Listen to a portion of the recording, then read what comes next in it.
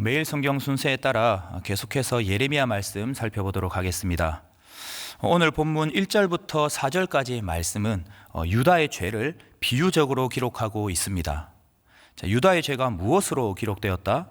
금강석 끝 철필로 기록되었다. 그리고 어디에 새겨졌다? 마음판과 제단 뿔에 새겨졌다. 여러분들 잘 아시다시피 철필은 돌처럼 아주 단단한 곳에다가 영구적인 글귀나 영구적인 이미지를 새길 때 사용했던 도구입니다. 그러니까 지금 유다 백성들의 마음판에 철필로 새겼다는 것은요, 그들의 마음이 얼마나 돌처럼 단단해져 있었는지를 비유적으로 고발하고 있는 표현인 겁니다. 특히 그냥 철필도 아니고 금강석 끝 철필이라고 했습니다. 여러분, 금강석은 다이아몬드를 말하는 겁니다. 다이아몬드는 자연 광물 중에 가장 단단한 보석이죠. 그 금강석으로 된 철필로 새긴다? 당시 이스라엘 백성들의 마음이 돌처럼 아주 단단하게 굳어져 있었다라는 것을 이 표현을 통해서 우리에게 이야기해주고 있습니다.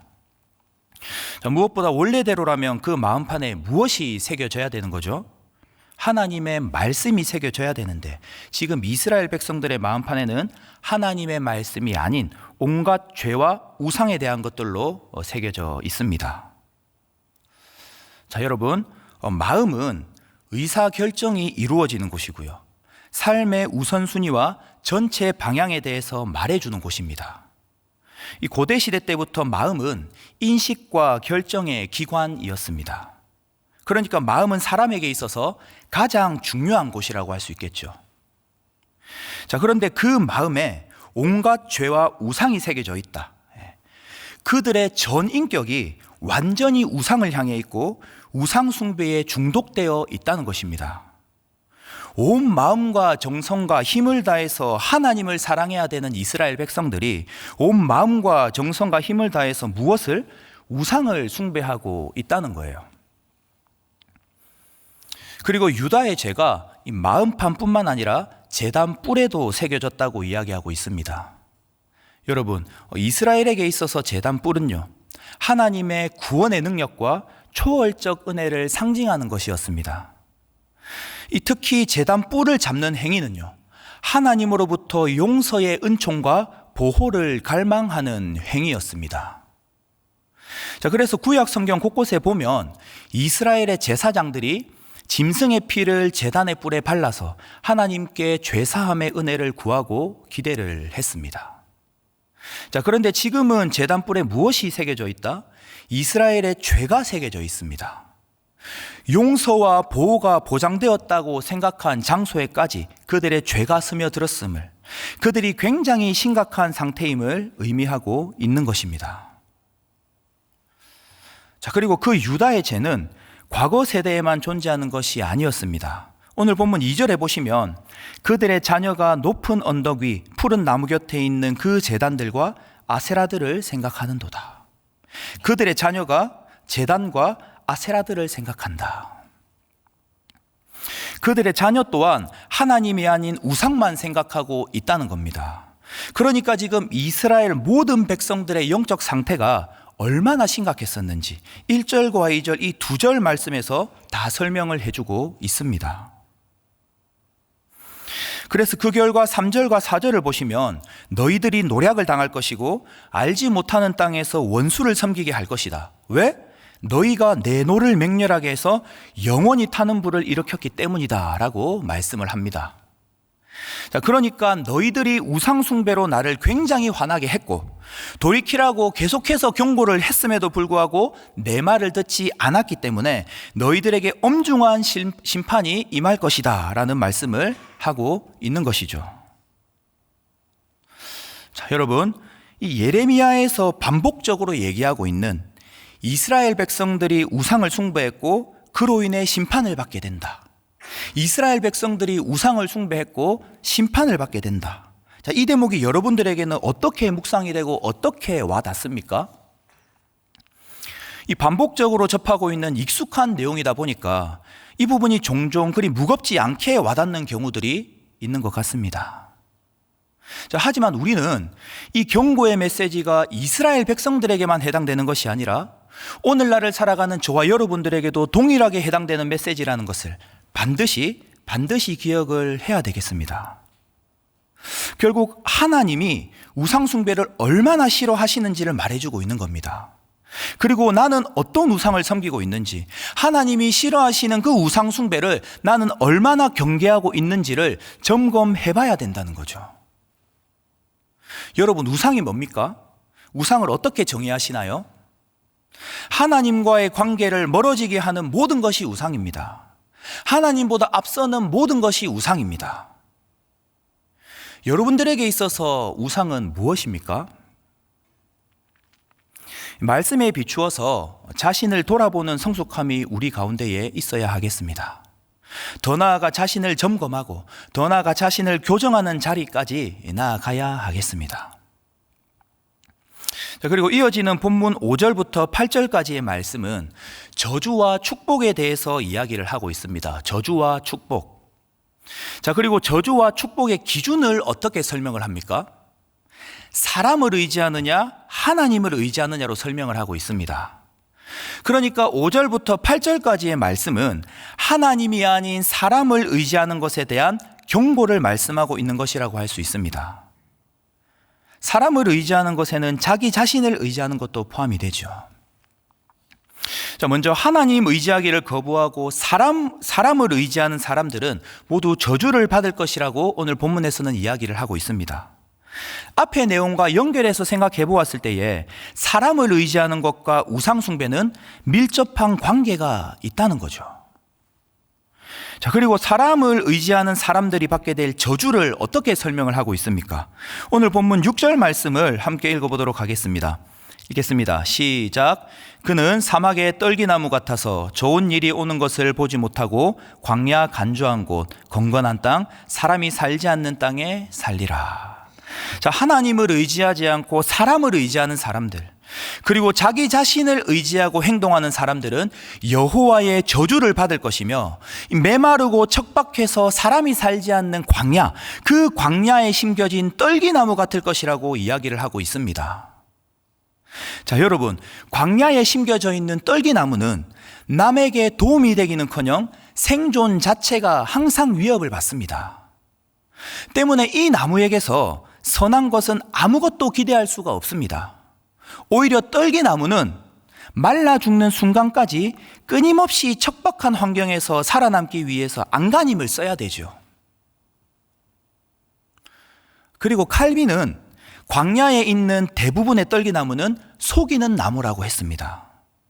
뿌리가 마르고 이미 죽어 있는데 살아있는 듯한 느낌을 주는 속이는 나무, 실상은 죽었는데 살아있는 듯한 느낌을 주는 속이는 나무라는 거죠. 여호와를 떠나 우상을 숭배하는 사람들의 모습이 그렇다는 겁니다. 하나님을 의지하지 않고 사람을 의지하는 사람들, 자기 자신을 의지하는 사람들, 그 인생의 실상과 결국이 어떤 모습인지를 오늘 본문에서 정확하게 설명해 주고 있는 것입니다. 자, 반면에 사람이 아닌 하나님을 의지하는 사람들이 받게 될 축복을 어떻게 설명을 하고 있습니까? 자, 오늘 본문 8절 말씀을 함께 읽어보도록 하겠습니다. 읽겠습니다. 시작. 그는 물가에 심어진 나무가 그 뿌리를 강변에 뻗치고 더위가 올지라도 두려워하지 아니하며 그 잎이 청청하며 가무는 해도 걱정이 없고 결실이 그치지 아니함 같으리라. 사람을 의지하는 사람과는 달리 하나님을 의지하는 사람은 마치 시냇가에 심겨진 나무와도 같다라고 말씀하고 있습니다. 자, 여러분, 시냇가에 심겨진 나무는요, 항상 푸르름과 생기를 지니고 있습니다. 방금 앞에서 언급된 살아있는 듯한 느낌을 주는, 살아있는 척하는 나무와는 질적으로 다른 생명으로 가득한 생동하는 나무입니다. 자, 이 나무는 뜨거운 여름에도 가뭄에도 걱정이 없어요. 왜입니까? 물가에 있기 때문이죠. 생명을 잉태하고 생기를 주는 물가에 있기 때문에 이 나무는 걱정이 없고 무엇보다 항상 제때 열매를 맺습니다. 하나님을 의지하는 인생은 열매 맺는 인생을 살 수밖에 없다라는 거죠. 때문에 하나님을 의지할 때에 환난이나 어려움이 닥쳐도 낙심하지 마십시오. 여름이 오고 가뭄이 찾아올 수 있습니다.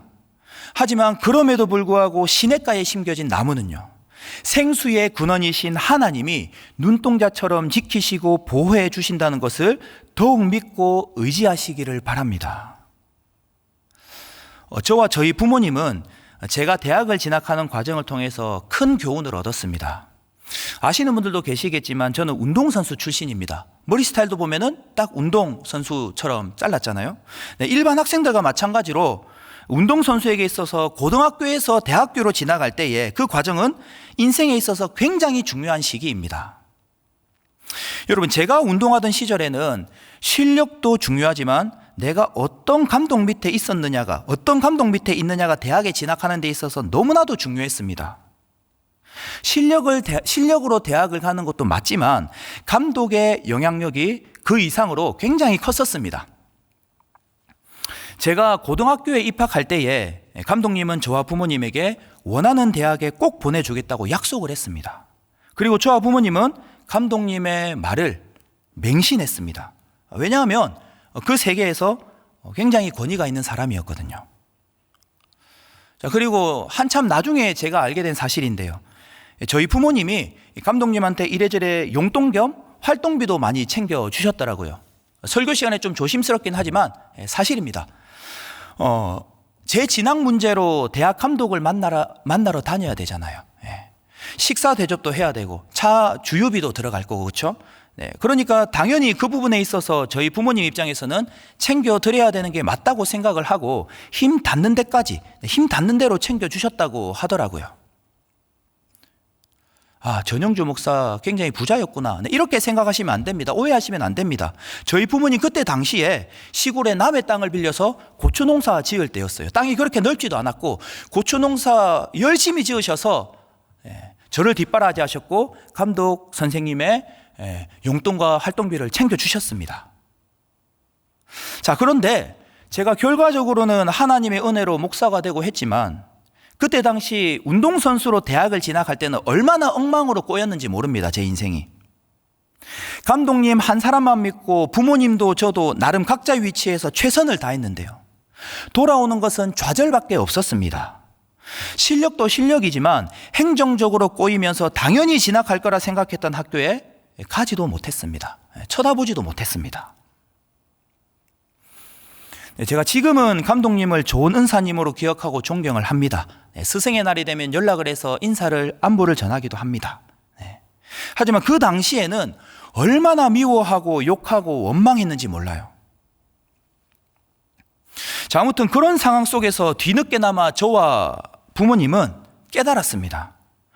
하나님을 믿는다고 하면서 실상은 하나님을 의지하지 않고 사람을 더 의지했구나. 하나님의 도우심을 의지하기보다 감독의 영향력을 더 의지하고 믿었구나. 결국 감독님의 잘못이 아니라 우리의 잘못이구나. 네, 말씀을 맺겠습니다. 사랑하는 여러분, 아무리 영향력 있는 사람이라고 해도 절대 사람을 의지해서는 안 됩니다. 내가 아무리 괜찮은 실력을 가지고 있다고 해도 내 자신을 절대로 의지해서는 안 됩니다. 왜입니까?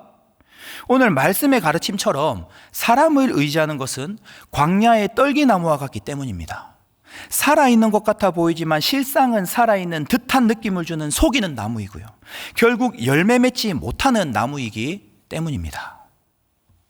무엇보다 사람을 의지하는 것은 우상숭배와 밀접한 관계가 있기 때문입니다. 오늘 말씀을 기억하며 더욱 하나님만 의지하시는 여러분들이 되기를 원합니다. 시냇가에 심겨진 나무처럼 더욱 하나님만 의지하여서 영적으로 푸르름과 생기를 가지고 많은 열매를 맺는 인생들이 되기를 원합니다. 오늘 우리에게 허락하신 하루도 어떤 상황 속에서도 사람이 아닌 하나님만 바라보고 하나님만 의지하며 나아가시는 저와 여러분들이 되기를, 그 가운데 맺히는 열매를 누리고 경험하시는 저와 여러분들이 되기를 주 안에서 간절히 바라고 소망합니다. 기도하겠습니다. 오늘 주신 말씀을 놓고 기도하시고 나라와 민족을 위해서, 그리고 교회와 동역자들을 위해서 기도하시고 마지막으로 개인이 들고 나온 기도 제목 놓고 기도하시다가 자유롭게 돌아가도록 하겠습니다. 기도하겠습니다.